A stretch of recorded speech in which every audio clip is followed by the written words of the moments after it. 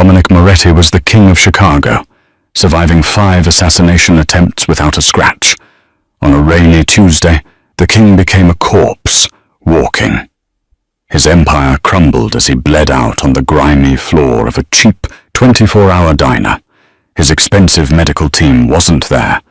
Death was minutes away. No one could help him. Until she emerged from the kitchen. Not a doctor, but a waitress with a stained apron and a burning secret. This isn't just a story about saving a life. It is the moment a simple touch ignited a war that would burn the city down. The rain in Chicago didn't wash things clean. It just made the grime slicker. Inside the Rusty Spoon, a diner that smelled perpetually of burnt coffee and pine cleaner, the Tuesday night shift was dragging. Sarah Jenkins wiped down the counter for the 10th time, her eyes flicking to the clock. 2:14 a.m. "You're gonna rub the pattern off that formica, Sarah," Old Man Miller grunted from his usual corner booth, nursing a lukewarm tea. Sarah forced a smile, tucking a loose strand of blonde hair behind her ear. "Just keeping busy, Miller. You want to top up?" "Nah, I'm good." The bell above the door didn't just chime. It was nearly ripped off its hinges. Sarah looked up, her rag freezing in mid-circle. 3 men burst in.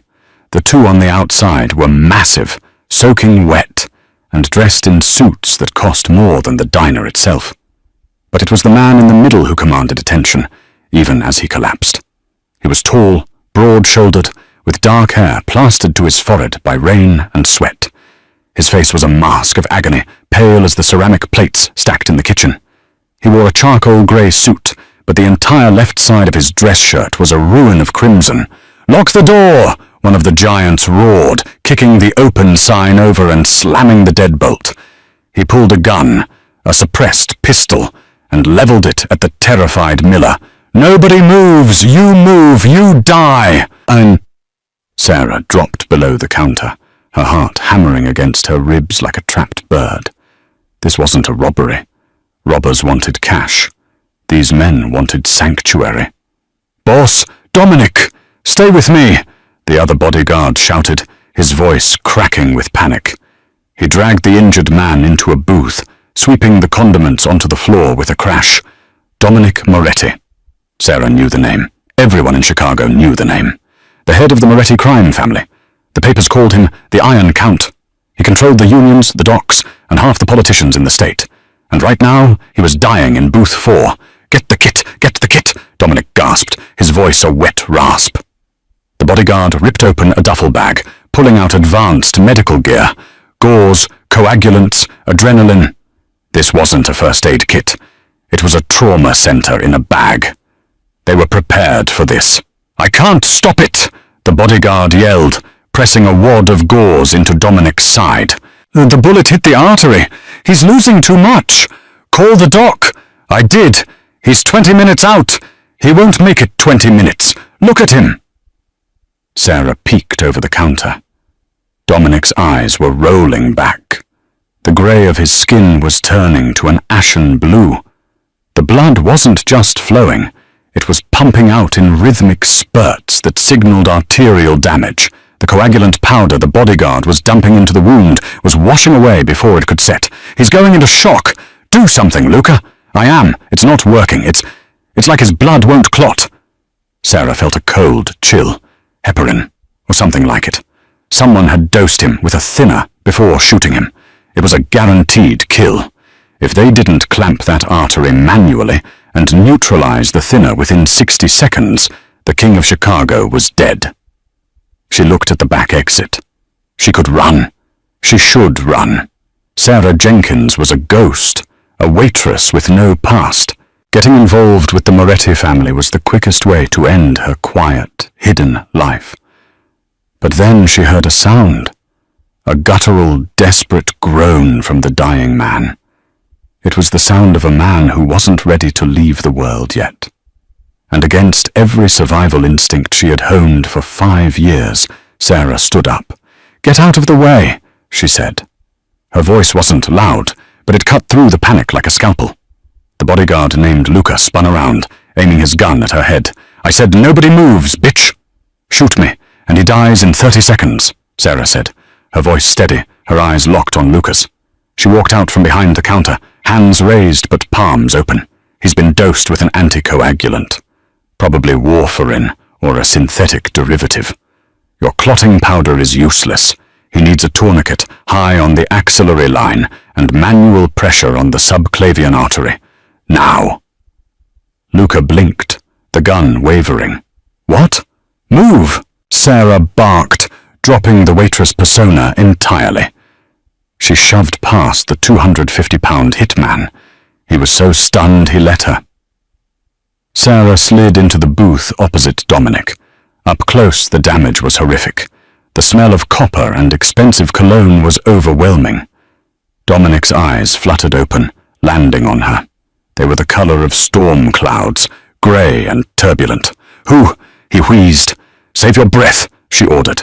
She didn't hesitate. She didn't flinch at the blood. Her hands moved with a blur of speed and precision that was impossible for a diner waitress. She ripped his shirt open further, buttons flying. "Give me your belt," she commanded Luca without looking at him. The belt! Now!" Luca scrambled, tearing his belt off. Sarah grabbed it, looped it high around Dominic's shoulder, near the armpit, and wrenched it tight. Tighter than a layman would think possible. Dominic roared in pain, his body arching off the vinyl seat. "Hold him down!" Sarah yelled. She plunged her hands directly into the open wound. Miller, in the corner, retched. Sarah wasn't just pressing. She was digging. She bypassed the torn muscle, ignored the shattered rib, and found the slick, pulsing tube of the artery. She pinched it. Hard. The spurting stopped. Instantly. You stopped it," Luca whispered, staring at her blood-soaked hands. "I've bought him time." "Not a life," Sarah said, her eyes focused intensely on Dominic's face. "Do you have vitamin K in that bag? Or fresh frozen plasma?" I have an EpiPen and morphine." "Useless," she hissed. She looked at Dominic. He was conscious again, staring at her with a clarity that was terrifying. He wasn't looking at her like a savior. He was looking at her like a puzzle he intended to solve. "Name," Dominic gritted out. "Sarah," she lied. "Sarah." He coughed, blood speckling his lips. "Why? Shut up. Keep your heart rate down." "He's fading again," the other guard shouted. "His BP is tanking," Sarah analyzed instantly. She looked around the diner. She needed a way to counteract the thinner or boost his volume. She saw the soda fountain. "Get me the salt shakers, all of them. And water. Warm water." "Salt?"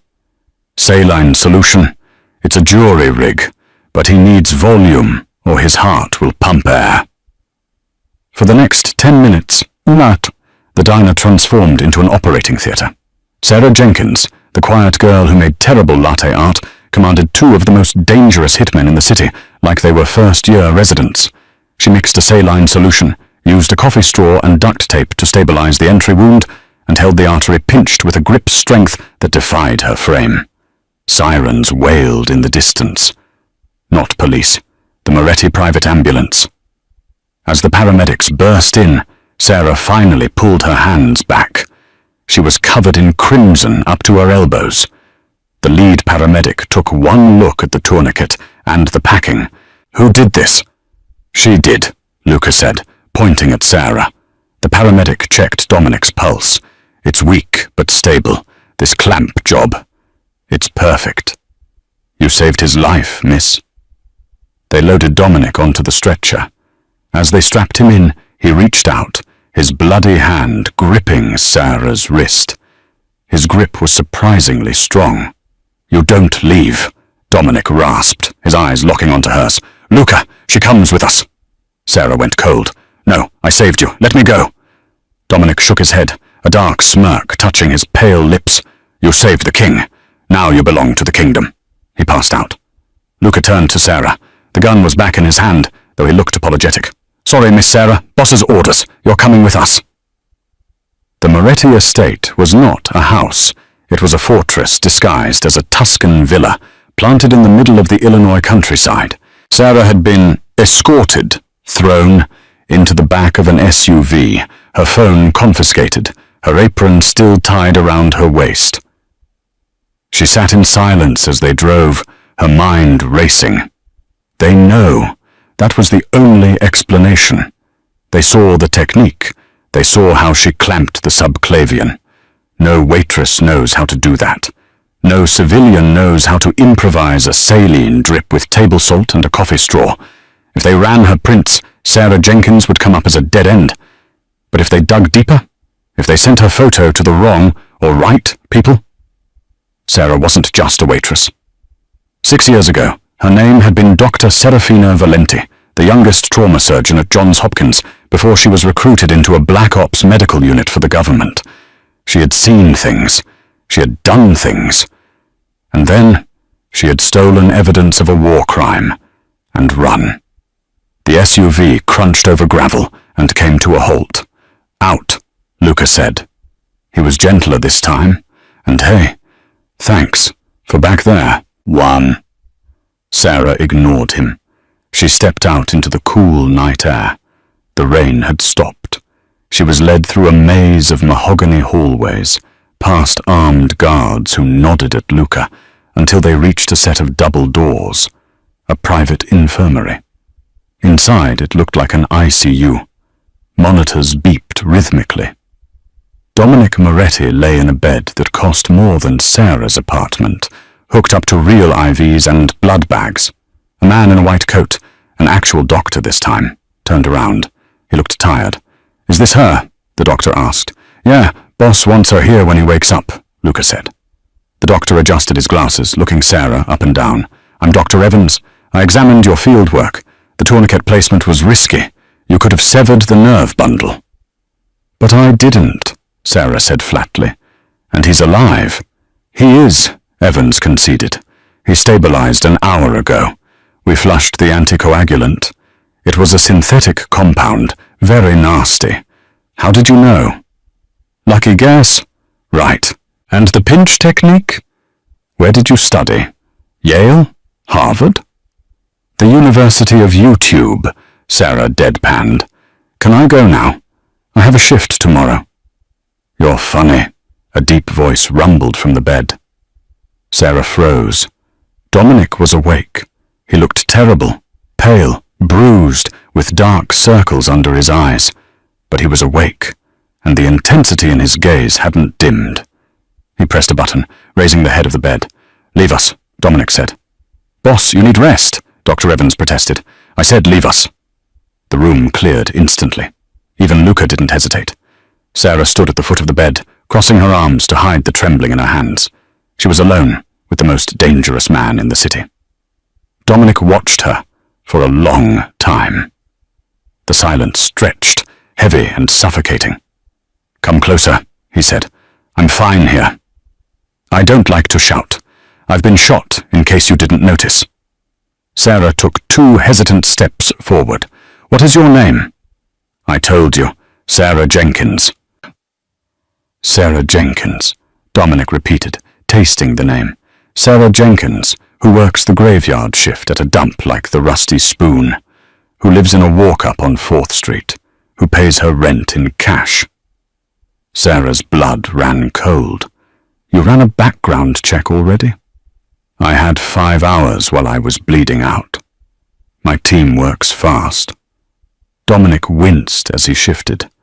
"Here is what they found, Sarah. Nothing. No birth certificate. No social security number prior to 3 years ago. No high school transcripts. You popped into existence in 2023. He looked at her, his eyes narrowing. "So who are you, really? An assassin who got cold feet? A spy?" "Just a woman who wants to be left alone," Sarah said softly. "You have a strange way of showing it.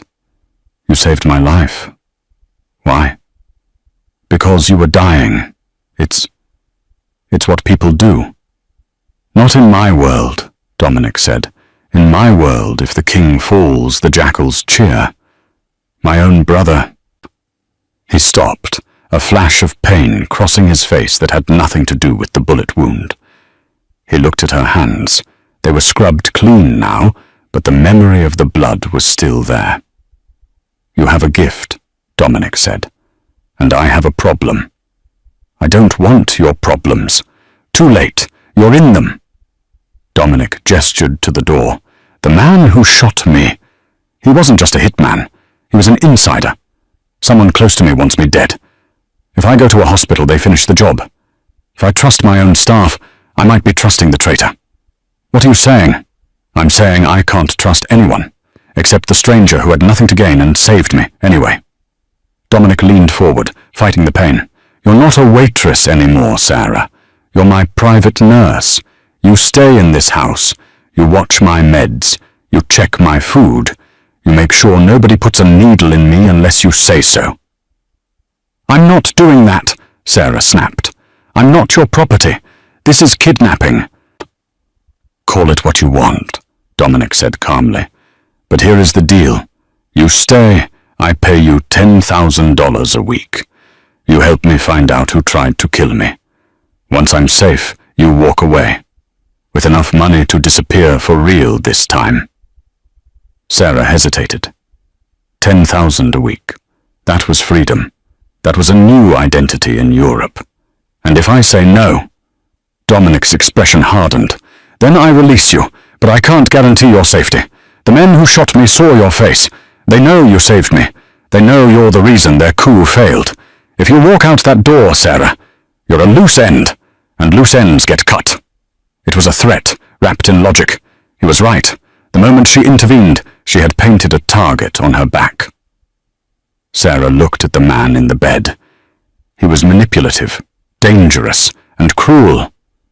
But there was something else in his eyes. Desperation.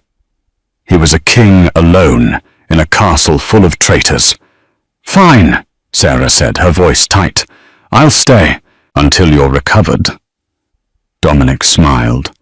It transformed his face, making him look devastatingly handsome, despite the trauma. Good choice, Dr. Sarah. Just Sarah. We'll see. Dominic closed his eyes, his energy spent. Now check my vitals. I feel dizzy. Sarah stepped up to the monitor. She checked the drip. She placed a hand on his forehead, checking for fever. Her skin brushed his. Dominic's eyes opened instantly. The contact was electric. Sarah pulled her hand back as if burned. Your temp is normal, she stammered. Strange, Dominic murmured, drifting off to sleep, because I feel like I'm burning up. The morning sun hit the marble floors of the Moretti estate, but it brought no warmth. The house was a mausoleum of cold stone and colder stairs. Sarah had spent the last 3 days in a guest room adjoining Dominic's suite. She hadn't slept more than 2 hours at a stretch. Every beep of the heart monitor, every footstep in the hall, jerked her awake. She walked into Dominic's room with a tray of broth and a fresh IV bag. He was sitting up, reviewing documents on a tablet with a scowl that could curdle milk. You're supposed to be resting, Sarah said, setting the tray down, not running a criminal empire. Dominic didn't look up. The empire doesn't pause for gunshot wounds, Sarah. If I stop, the sharks circle, and right now the water is full of blood. He looked better. The colour had returned to his face, replacing the deathly grey with a healthy, if pale, olive tone. But the bandages around his chest were a constant reminder of how close he'd come to the end. Eat, Sarah ordered. Dominic raised an eyebrow. You're bossy for a hostage. I'm not a hostage. I'm a $10,000 a week consultant, and I can't consult if the client dies of starvation. Dominic chuckled, a low rumble that made Sarah's stomach do a strange flip. He reached for the spoon, but his hand trembled. The weakness frustrated him. She could see the anger flare in his eyes. Let me, Sarah said softly. Before he could protest, she took the bowl. She fed him, the intimacy of the act thick in the air. For a man who controlled the city, he looked surprisingly young in that moment. Vulnerable. The door burst open. A man strode in, wearing a suit that screamed Italian designer. He looked like Dominic, same dark hair, same sharp jaw, but his eyes were lighter, shifting and restless. He carried a bouquet of flowers that looked ridiculous in his grip.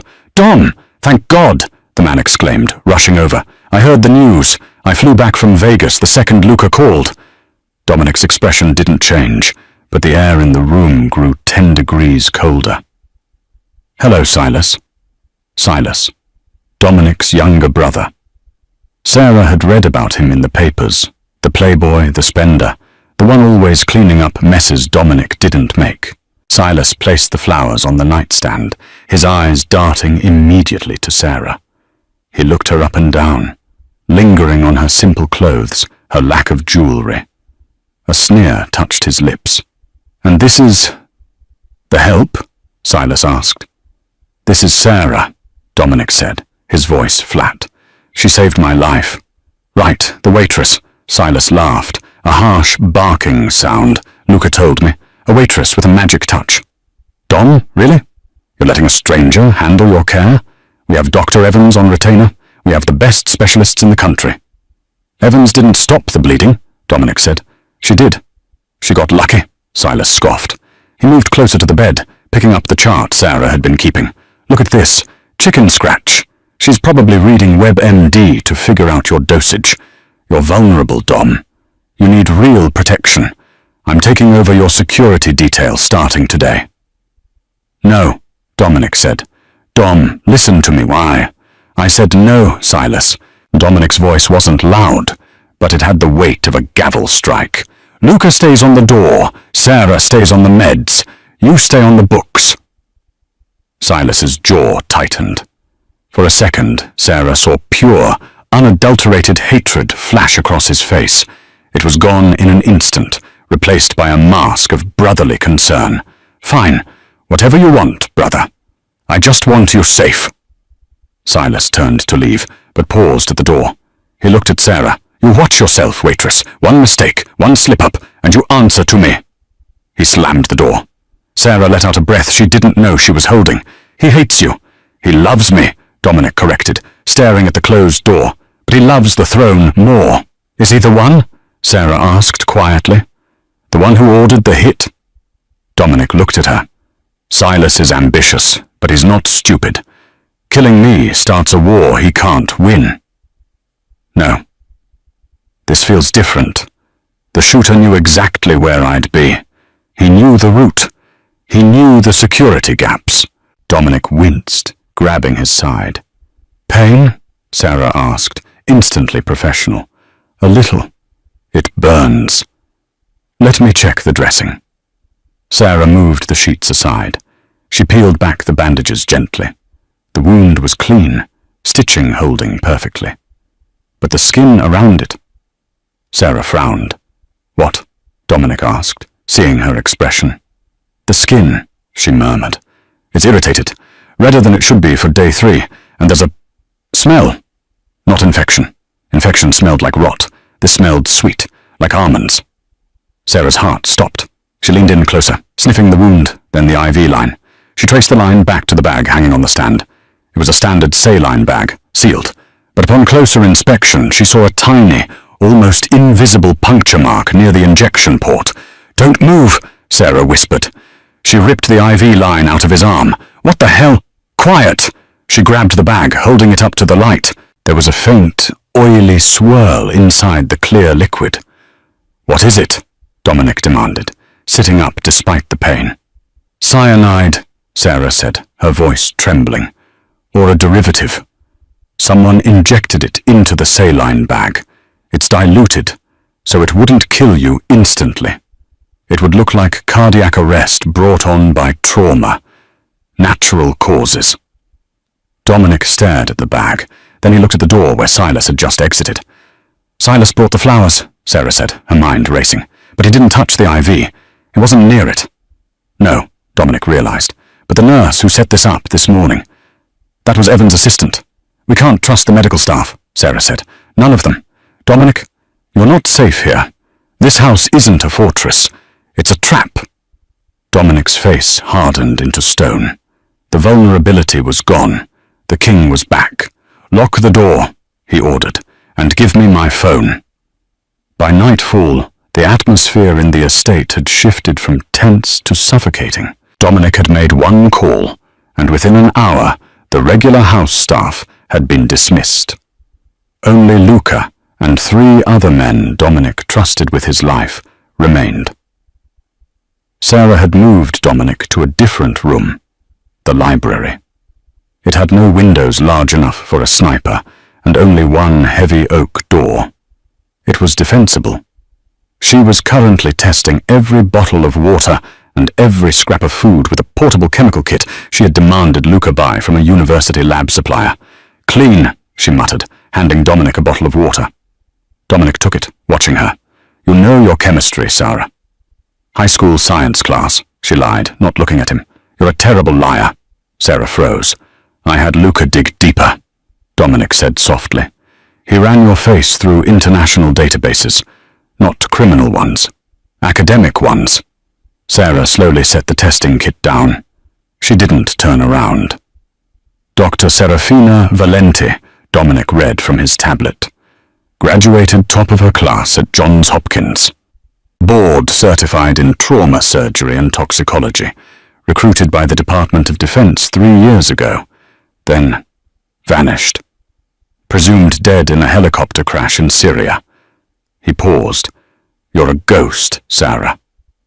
Sarah turned around.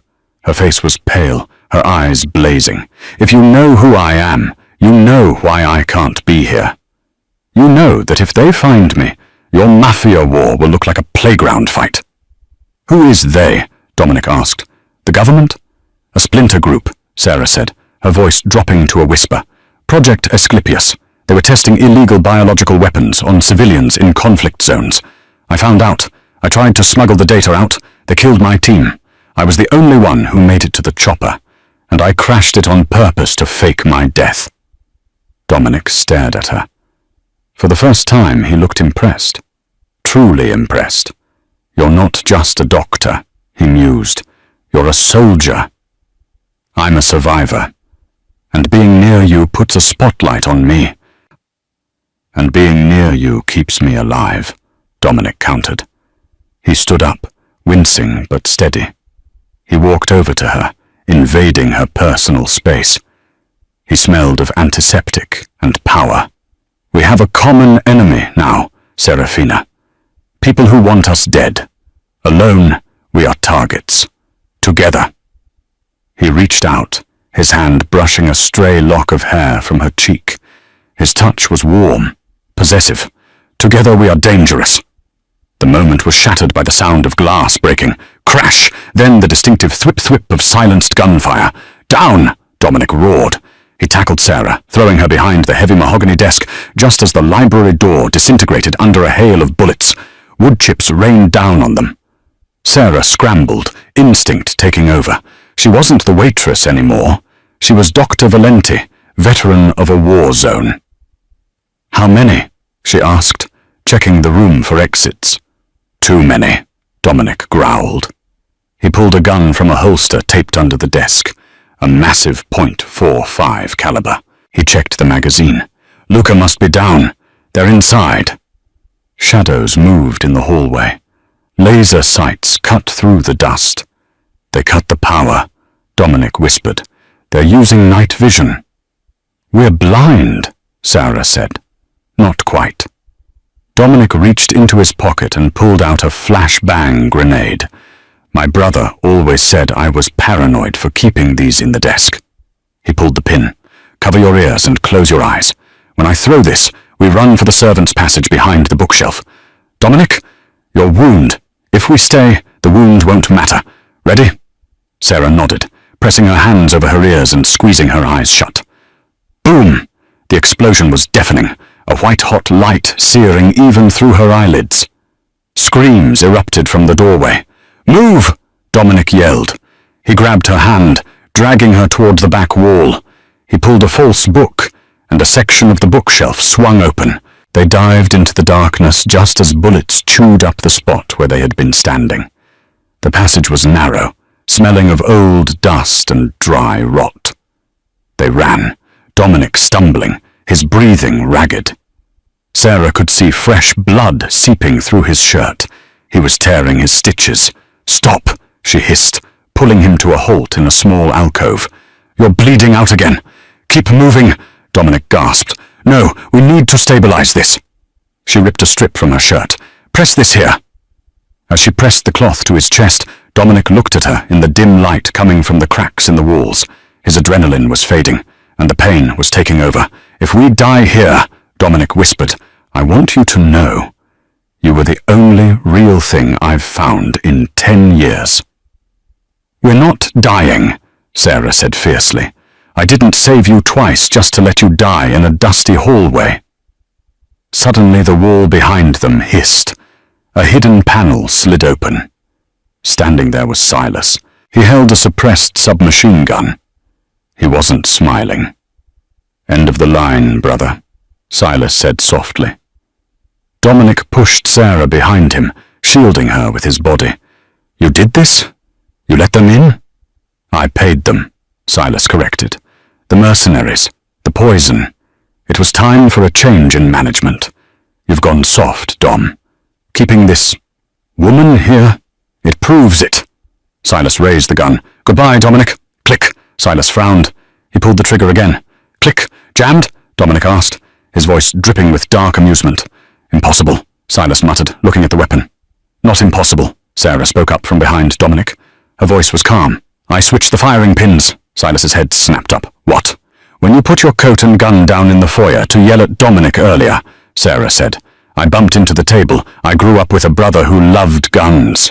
I can strip a Glock in 10 seconds. I took your firing pin. It's in my pocket." Dominic started to laugh. It was a dark, terrifying sound. Silas looked from the useless gun to his brother's face. The blood drained from his cheeks. "Run," Dominic whispered. Silas didn't need to be told twice. He dropped the gun and bolted back down the passage. "Let him go," Dominic said as Sarah moved to chase. "He won't get far. Luca is waiting at the exit." Dominic slid down the wall, his strength finally failing. Sarah caught him. You stripped his gun?" Dominic wheezed, a smile tugging at his lips. "I told you," Sarah said, pressing her hand over his heart to check the rhythm. "I'm full of surprises." Dominic looked at her, and this time there was no calculation in his eyes, only raw, intense hunger. "Marry me," he said. Sarah blinked. "You're losing blood. You're delirious." "No," Dominic said, gripping her hand. "I'm serious. A king needs a queen. And you are a warrior. Marry me, Sarah. Rule with me. And I promise no one will ever hunt you again. We will burn the world down together." Sarah looked at the man who offered her a crown of blood and thorns. She looked at the exit, where freedom lay. Then she looked back at Dominic. "First," she said, "let's get you stitched up. Then we'll talk about the wedding." The wedding of Dominic Moretti was not announced in the papers. It was whispered in back rooms, passed on encrypted channels, and delivered via hand-engraved invitations that felt heavy with threat. It was to be the event of the decade, or a massacre. Sarah stood before a floor-length mirror in the master suite. The dress Dominic had chosen for her wasn't white. It was a deep, blood-red silk that clung to her frame like a second skin, trailing behind her like a pool of spilled wine. It was stunning. It was terrifying. "It fits," Dominic said, appearing in the reflection behind her. He wore a tuxedo that cost more than a luxury car, tailored to hide the bulk of the Kevlar vest beneath his shirt. His face was still pale, but his eyes burned with a cold, predatory fire. "It's beautiful," Sarah said, touching the silk. "But it feels like a target." "It is," Dominic admitted. He placed his hands on her shoulders. "Tonight, every enemy I have will be in this room. The heads of the 5 families, the corrupt politicians, the suppliers. They're coming to see if the rumors are true, if the iron count is weak, if he's dying. And they're coming to see me," Sarah added, "the mystery woman." "They think you're my weakness," Dominic whispered, his breath hot against her ear. "They don't know you're the blade." He turned her around. "Silas is still out there.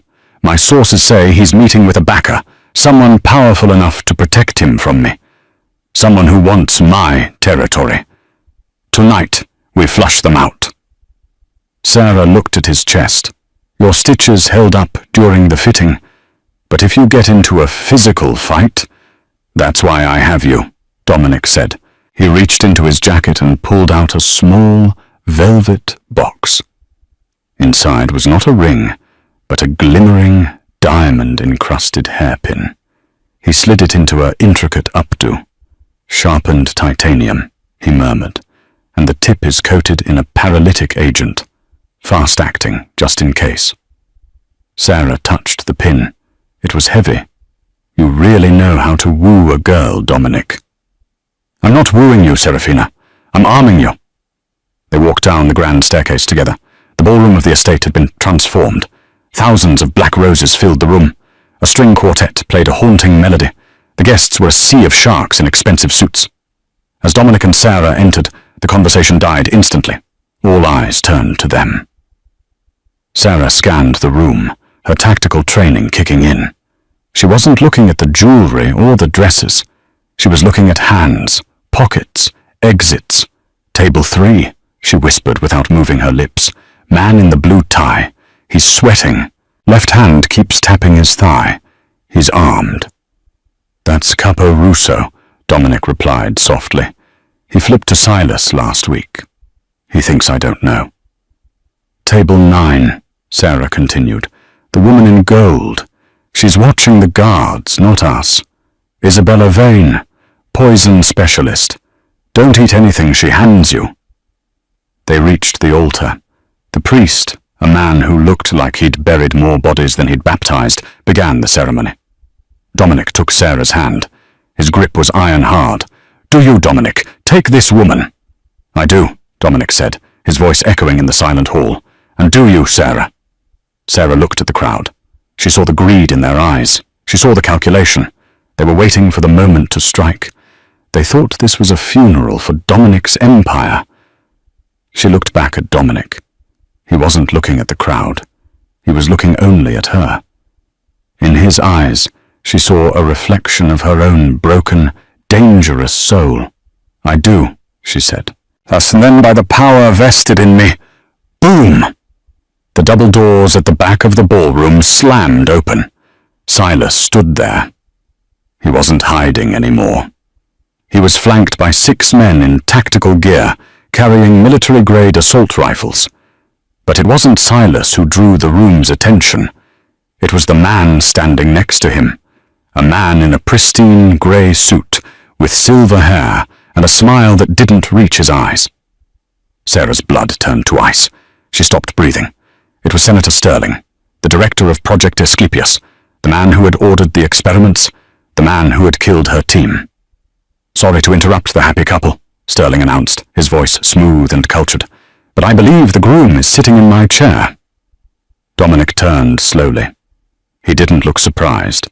He looked satisfied. Senator, Dominic said, you're late. We started without you.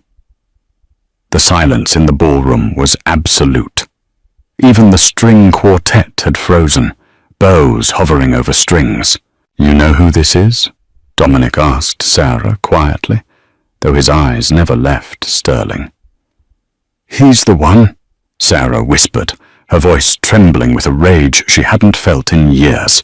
He ran the black site. He's the reason I'm a ghost. I know, Dominic said. Sarah looked at him sharply. You knew? Why do you think I sent the invitation to his private office? Dominic smirked. I didn't just set a trap for my enemies, Sarah. I set one for yours. Sterling walked down the aisle, his mercenaries fanning out. Guests screamed and scattered, overturning tables. The 5 families' bosses retreated to the walls, watching. This was a challenge for the crown. They would back the winner. Dominic, Dominic, Sterling tutted, shaking his head. You have spirit. I like that. It's why I offered to buy your distribution routes, but you refused. You said you didn't move dirty product. I don't sell biological weapons, Dominic said coldly, and I don't work for government spooks who experiment on children. It's called progress, Mr. Moretti, Sterling said. He looked at Sarah. And look what we have here. Dr. Valenti, my wayward star pupil. You cost me billions when you stole that data drive, Serafina. I cost you a promotion, Sarah corrected, stepping forward. The fear was gone. She was the surgeon now, and Sterling was the cancer, and I sent the data to The Hague. They're building a case. The Hague is slow, Sterling laughed. My bullets are fast. He gestured to Silas. Kill him. Take the girl alive. I want to know where the backup drive is. Silas raised his weapon, a manic grin on his face. Goodbye, big brother. For real this time. Now! Dominic roared. The room exploded into chaos, but not the way Silas expected. The priest pulled a shotgun from beneath his robes and blasted the two nearest mercenaries. The waiters dropped their trays, revealing Uzis strapped to the undersides, and opened fire on Sterling's men. Dominic kicked the altar over, dragging Sarah behind the heavy marble slab as bullets chipped away the stone. You weaponized the wedding party, Sarah shouted over the gunfire. I told you, Dominic yelled back, firing his .45 over the top of the altar. I plan ahead. It was a war zone. Crystal chandeliers shattered, raining glass down on the combatants. The guests were cowering under tables. Silas is flanking right, Sarah warned, spotting him moving through the smoke. I'm out of ammo, Dominic growled, ejecting his magazine. Cover me, Sarah said. What? Cover me. Sarah didn't wait. She vaulted over the marble altar. She was a blur of red silk and deadly intent. Silas saw her coming and swung his rifle, but Sarah was faster. She slid across the polished floor, the silk of her dress hissing, and kicked his legs out from under him. Silas hit the ground hard. He scrambled for his gun, but Sarah was on him. She didn't punch him. She didn't strangle him. She pulled the diamond hairpin from her hair. This is from Dominic, she hissed. She jammed the pin into Silas's neck. Silas gasped, his eyes going wide. He tried to scream, but his throat muscles locked instantly. The paralysis spread in seconds. He slumped to the floor, eyes open, fully conscious, but unable to move a muscle. Don't worry, Sarah whispered. It's not lethal. Dominic wants to have a conversation with you later. Dr. Valenti, Sarah spun around. Senator Sterling was standing 10 feet away, a small silver pistol aimed at her heart. His mercenaries were dead or pinned down. It was just him. You are a plague, Sterling spat. I should have had you liquidated in Syria. You tried, Sarah said, standing tall. You missed.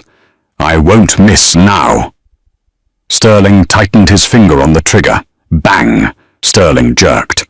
A look of surprise crossed his face. He looked down. A red flower was blooming on his white shirt, right over his heart. He collapsed. Behind him stood Dominic Moretti. He was leaning heavily against a pillar, his own gun smoking. He was bleeding from a fresh graze on his cheek, his tuxedo ruined. Nobody, Dominic panted, walking over to stand beside Sarah. Threatens my wife. The room fell silent. The smoke cleared. The surviving mercenaries dropped their weapons, realizing their paymaster was dead. Dominic looked around the room at the cowering crime bosses. He didn't say a word. He just gestured to the body of the senator and his paralyzed brother. The message was clear. The king is not dead. The king is untouchable. One by one, the bosses stood up. Caporusso, the traitor, was shaking. He looked at Dominic, then bowed his head. Long live the king, Russo whispered. Long live the king, another voice shouted. Soon the room was echoing with the chant. Dominic ignored them. He turned to Sarah. She was breathing hard, her hair wild, her dress torn, blood on her hands that wasn't hers. You okay? He asked. I ruined the dress, she said, a small, hysterical laugh escaping her. I'll buy you a factory of them, Dominic said. He holstered his gun and took her face in his hands. You took down Silas. You secured the flank. You are terrifying. I had a good teacher. Dominic leaned in, and this time he didn't ask. He kissed her. It wasn't a gentle kiss. It tasted of adrenaline, gunpowder, and survival. It was a promise. Is it over? Sarah asked, pulling back. Dominic looked at Sterling's body, then at the frozen Silas. The battle is over, Dominic said, his eyes darkening. But the war has just begun. Sterling was just a director. He has superiors. And now They know we have the drive. Sarah stiffened. They'll come for us. Let them come, Dominic said, taking her hand and leading her over the shattered glass towards the exit. We have the 5 families. We have the data. And we have each other. He kicked open the doors, leading her out into the cool night air. Where are we going? Sarah asked. To the honeymoon, Dominic said, helping her into the waiting armored limousine. I hear the Swiss Alps are lovely this time of year, and they have excellent bank vaults for storing sensitive data drives. As the car pulled away, leaving the carnage behind, Sarah Jenkins, waitress, doctor, ghost, and now Mafia queen, looked out the window. She had tried to run from her past. Instead, she had married it, and for the first time in 3 years, she didn't feel afraid. She felt ready. The private jet cruised at 40,000 feet, a silent silver bullet cutting through the night sky toward Zurich. Inside, the cabin was quiet. The adrenaline of their massacre at the wedding was fading, replaced by a bone-deep exhaustion. Dominic sat in a leather armchair, swirling a glass of amber whiskey. His tuxedo jacket was gone, his shirt unbuttoned to reveal the fresh bandages Sarah had applied. Sarah sat opposite him, looking out at the stars. She wore a silk robe provided by the flight attendant, the ruined red dress packed away in a forensic bag as evidence. You're quiet, Dominic said, his voice rough. I'm thinking, Sarah replied, turning to him, about Silas, about Sterling. We won, Dominic, but we created a vacuum. The underworld hates a vacuum. Let them hate it, Dominic shrugged, taking a sip. We have the leverage, Sterling's files on the politicians, the judges, the Black Ops funding. It's the ultimate insurance policy. As long as we have that drive, we are gods. He leaned forward, his eyes softening. But that's business. I'm thinking about us. You saved me in that diner. You saved me in the library. You saved me at the altar. I owe you everything, Serafina. Sarah stood up. She walked over to him, taking the glass from his hand and setting it on the table. She straddled his lap, her hands resting on his shoulders. The air in the cabin shifted, charged with a new kind of tension. You think it was fate, don't you? Sarah whispered. That I was just a waitress working a double shift? That you just happened to stumble into my diner? Dominic frowned, searching her eyes. You were hiding. It was a coincidence. Sarah smiled, but it wasn't the warm smile of a lover. It was the sharp, calculating smile of a surgeon about to make an incision. Dominic, she said softly, I'm a strategist. I don't believe in coincidence. She leaned in closer, her lips brushing his ear. I didn't just work at the Rusty Spoon. I bought the building through a shell company 6 months ago. I knew Silas was planning a coup. I knew he was poisoning your supply chain. I had tapped his phone weeks before he made the call to the hitmen. Dominic stiffened beneath her. What are you saying? I'm saying I knew where the hit was going to happen, Sarah confessed, pulling back to look him in the eye. I knew they would ambush you on 4th Street. I knew the only place open with a back exit was my diner. I was waiting for you, Dominic. Dominic stared at her. The realization hit him like a physical blow. You let me get shot. I needed you desperate, Sarah said, her voice devoid of apology. I needed you vulnerable. If I had just walked up to the great Dominic Moretti and asked for help against Project Asclepius, you would have laughed. You would have seen me as a liability. She traced the line of his jaw. But a savior? A mysterious woman who pulls you back from the brink of death? That creates a bond. That creates debt. I didn't just want your protection, Dominic. I wanted your loyalty. I wanted your army. So I let them shoot you, and then I made sure I was the only one who could fix you. Dominic remained silent for a long moment. He looked at the woman he had just married. He saw the cold calculation, the brilliance, the utter ruthlessness. He should have been furious. He should have been terrified. Instead, a slow, dark grin spread across his face. He wrapped his hand around the back of her neck, pulling her down until their foreheads touched. "I thought I married a doctor," Dominic whispered, his voice filled with twisted admiration. "But I married a monster." "Are you angry?" Sarah asked. "Angry?" Dominic laughed, a low, dangerous sound. "Serafina, I've spent my whole life looking for someone who understands that power isn't given. It's taken. You didn't just take my life. You engineered it." He kissed her, hard and possessive. "You really are the queen," he murmured against her lips, "and God help anyone who tries to take our throne." Sarah smiled against his mouth. "They can try, Dominic, but we have the antidote to everything." As the jet began its descent into the Swiss Alps, the king and queen of the underworld sat together in the dark. They weren't heroes. They weren't villains. They were survivors who had found their perfect match in the chaos, and the world was about to burn. And that is the twisted, dark romance of Dominic and Sarah. In the end, it wasn't fate that brought them together. It was a master plan. Sarah wasn't just a damsel in distress.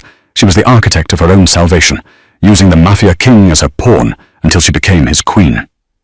It makes you wonder, in a world of killers and thieves, is there really such a thing as an innocent victim? Or is everyone just playing the long game? I want to know what you think. Was Sarah wrong for letting Dominic get shot just to gain his trust? Or was she a genius for doing whatever it took to survive? Let me know in the comments below. I read every single one. If you enjoyed this story of betrayal, medical thrillers, and mafia justice, please smash that like button. It really helps the channel grow. And if you haven't already, hit subscribe and ring the bell so you never miss the next part of our storytelling saga. Thanks for watching, and I'll see you in the next story.